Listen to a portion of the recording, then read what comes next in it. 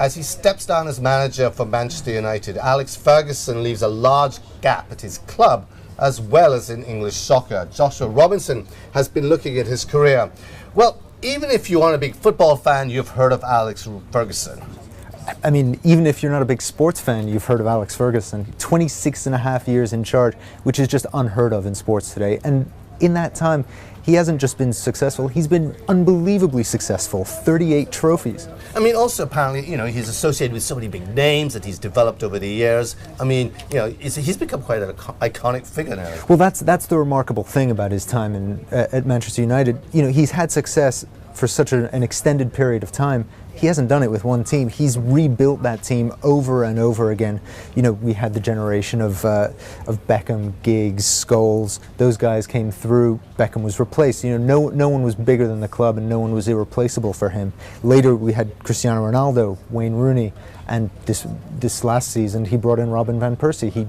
He's always mixed that developing of young talent, but also bringing in established stars. I mean, but when you first started in 1986, that wasn't the case, was it? No.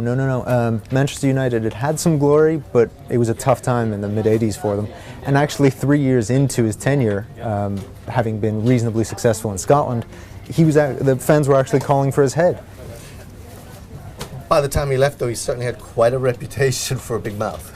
Well, that was always his thing, the mind games, you know, the hairdryer treatment at halftime. When he lost his temper in 2003, he famously kicked a boot that hit David Beckham in the head. Okay, so how many games did he play in all? Well, it'll be a nice even 1,500 by the time he retires at the end of the season.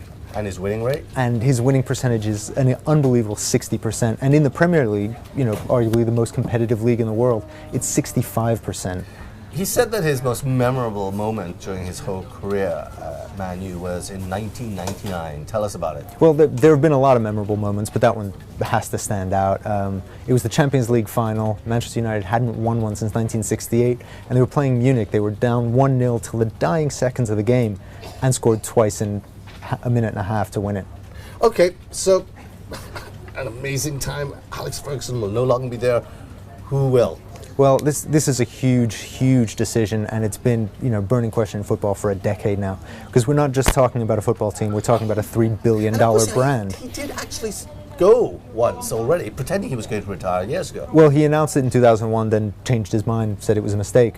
But at this point, we've got two main frontrunners. It's Jose Mourinho, Real Madrid, formerly of Chelsea, and the two are close friends. They've had a good relationship over the years, and you know, he's certainly won enough to follow Ferguson's act. The other one in the frame is David Moyes, Everton's a fellow Glaswegian, who's been around. Scotsman. Exactly, he's been around for 11 years at Everton, but he hasn't won anything yet. So, not a major title. Josh, thank you. Thank you.